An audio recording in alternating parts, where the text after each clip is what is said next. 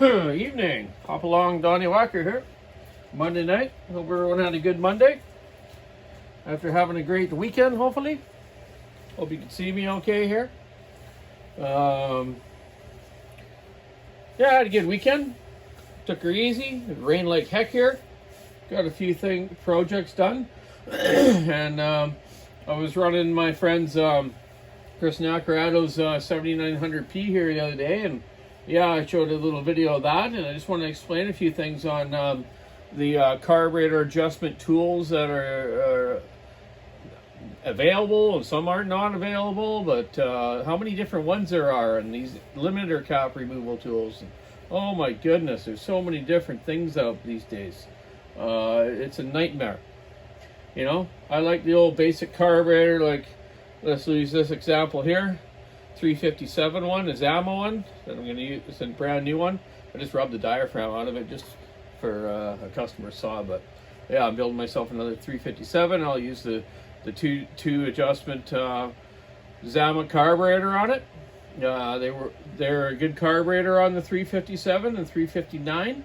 The wall roll ones were great too, but then they had the accelerator pump problem, where if you have one of those 357s or 359s that kind of run good for a minute, then race for a second and idle and rev up again, well, it's either an air leak or you have one of those bad carburetors like the 201 or 200T topping saws of Still. They had the little Zama carburetor, had the same thing. So when those came in, we changed seals and carburetor just because both things were a wear item and a problem.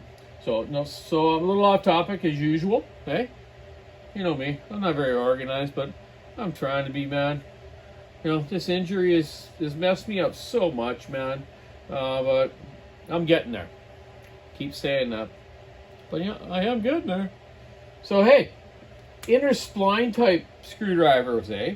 Here we go. There's the brand newest Husqvarna one that fits some brand new 372s, some 390s, some 585s, and that's it, because that's the only ones that have an adjustable carburetors. So this new spline one fits those new ones versus the older Poulan Husqvarna Weed Eater one, okay? So there you go. They've changed that already too, but I'm sure you can buy these online on Amazon or whatever, man. Okay, so there's the two ones for Husky, eh? Your regular old Poulan Husky one and your newer one, or your old basic flat blade if you got an old model, okay, which we all still love. Here we go. We got some sort of D-shaped Pac-Man thing they call or something. Another inner spline type one for Shindawa Echo. Forget what that's for. A couple Still ones. Another Still type one here. And what else do I got? Oh, this one is one too, actually.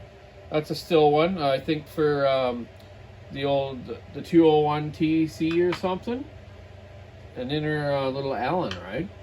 Okay. So, yeah, those are the adjustment screwdrivers for that. Oh, here's another one, Echo. So there's an Echo one for the top of the barrel type carburetor on those, eh? Like a rotary carburetor. Okay. These are limiter removal screws. So that's 1, 2, 3, 4, 5, 6, 7, 8, 9 different ones I have here, and I believe there's more. So that's a bit of a pain. This one here, the Makita Dalmor. I like to call them Dalmors. I love Dalmors. It was a little different, okay? Of course, it's got to be different, eh? There's a part number online. When you look up this model and the parts breakdown, it does show you a part number for the screwdriver. So I don't know if you can order it through your dealer, and that's a lot of the problems when you order through dealers for this stuff. The dealers are only committed, even for the factories, the distributors as well, only a certain amount of them. They don't want you giving them out to everyone to richen up the saws to pollute the world. But then again, these companies like Husky and Still sell older models in the dirtiest countries in the world. So who's fooling who? It's a bit of a pain in the butt. but you just need to have all this stuff, okay? My favorite one is still my long old little thin flat blade snap-on unit, right? You can reach in and adjust any old type carburetor. These here are all just limiter cap removal systems. That's the Echo 7310, other little Echoes, weed eater ones, whatnot like that. The Echo one for the top of the barrel type carburetor. Another type Echo one. Oh, well, that's a tuning screwdriver for the top, but anyway, you get what I mean. There's so many of these things. At least the companies give them to the service guys, as long as they understand how to use them properly. And that's kind of what I wanted to get into tonight, about using all these properly. Like example, this saw right here. I did the video of me running it on the back of my truck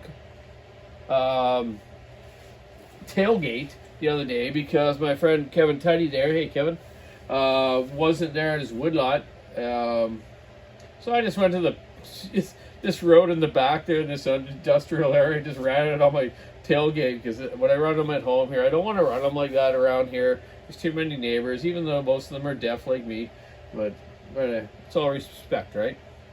So when I was running this one, it was hitting 12,920.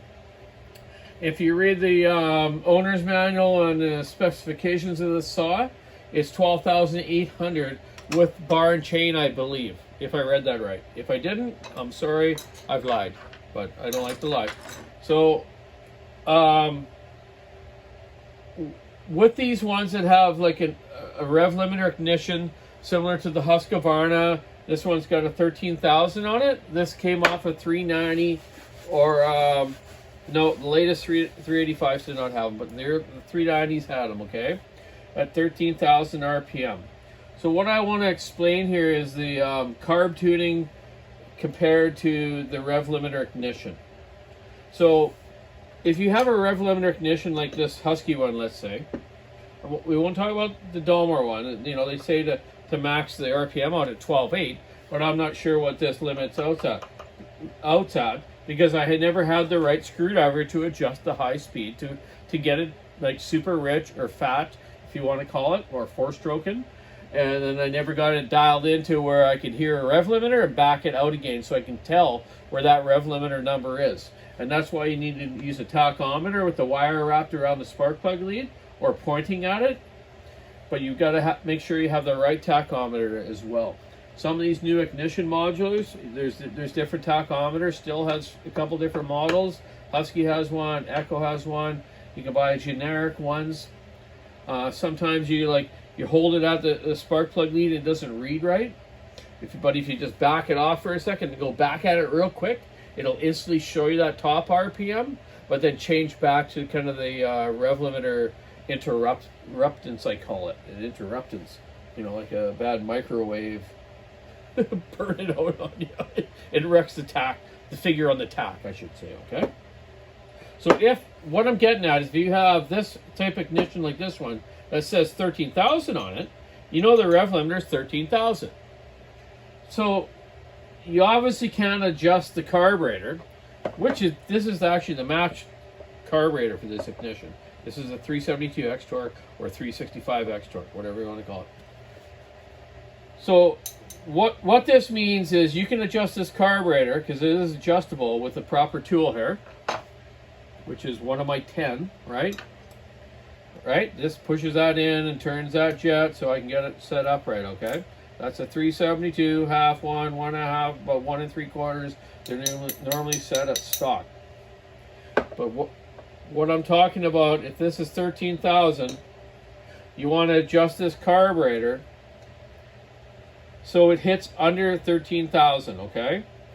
Adjust this carburetor with the tack and wide open throttle without a bar and chain on it. I like to do it. Everyone says with bar and chain on it, the manufacturers. It's just more of a safety thing. I've adjusted saws like this my whole life, almost 50 years of chainsaw work. So I will set this high speed after setting my load properly for good pickup, and it idles properly at, at the right RPM. And I don't check the RPM at idle. I set it up so it runs properly, it responds, okay? You can put a tack on it. Probably my idle is always around 27, 2800. My low speed, it depends on the model of the carburetor. It depends which it is turned out from seating. Okay, normally 1.5 on old types carburetors. A lot of new carburetors are a little bit different. So let's get back to that now. When I set it with the RPM gauge, the tachometer, I will set this down to about 12.8. Okay, so then I will increase the high speed clockwise about an 1/8 turn. Rev it a couple times, hold it wide open again, then see if I get to the 13,000. If I don't, I will do it another little 1/16 to an 1/8 turn. Okay, until I get it at exactly the 13,000ths of this ignition. Okay, you don't want to go any more than that, because you think about it. Now this carb is balanced to this ignition at the 13,000 RPM. Just like this saw is, if this one has a 12.8, but I don't think it does. I will explain this later on another video. I just wanted to explain these ignitions and how to set your carburetor properly to the ignitions. So you got to do that. Make it fat, rich, four-stroking, whatever term you like for it. I call it rich, fat. Get it to under the RPM of the ignition that you know about, if you know the number of the ignition. Get it to it just matches it, and no more than that. Because if you go any more than that, you're just running this carburetor leaner, and you're going to produce heat and score the piston. I've seen it many times with guys that have gone in here and monkeyed with these carburetors. They've taken this stuff out of it and trying to make it so they can just use a straight screwdriver, which you can if that thing's set properly. You got about a quarter turn adjustment on it. No, about a half turn adjustment on it when these limiters are in there. But don't go mess around with them. Order the right tool. You can buy a pack of these tools on Amazon for about $20, I think, of a whole bunch of different ones. It'll give you this one for sure. It won't give you the brand newest Husky one unless they have it now, which I wouldn't doubt it. But this one doesn't adjust it. That's the new one because it's larger, and this one does adjust it. It's the Poulan Husky Weed Eater type one. So yeah, just watch adjusting your carburetors. You don't want to blow up your good OEM good saws. Yeah, so that's how you want to adjust them. We're going to go over adjusting other carburetors another time properly, like this beautiful Ibea Switzerland-made racing go-kart carburetor. This is a beauty. 24 millimeter, perfectly smooth slide, eh? Not even a screw in the butterfly. This is going one of my racing saws, probably a 3120. Another thing I just discovered as well, been looking at this ignition on this Dalmor, Makita, whatever you want to call it, because I noticed it's got similar coil to my 592, 585 type saw. Here. Okay. These are a rev limiter ignition. It either runs auto tune, which this one does, or it runs the regular carburetor one on the 585. But the way it's bolted down on this crankcase and positioned, I've been having a hard time to find a regular Husky coil that is non-rev limiter to fit on here, and maybe change the flywheel, okay, for a race saw. But look at this Dalmor Makita. It's got the bolts down there. They're spaced a little bit different, but I might be able to make that work with a little ingenuity. A little monkeying around. Oh, okay. I'm hungry. Gonna go up, have a little dinner. Take the dog out for a bit of a walk out in the dark here. I'll take him beside me on my mobility scooter. He needs to have a run. He's was in the house most of the day, like me too. Anyways, there you go. You got any questions about that? Give me a comment. You want to know about adjusting your carburetors with your rev limiter ignitions, and why they're set like that and how they're set like that on different models. So keep sawing the wood, sticking the ice, revving her out. Your wood stove stoked. Stay out of the rain. Have a great night. Bye now.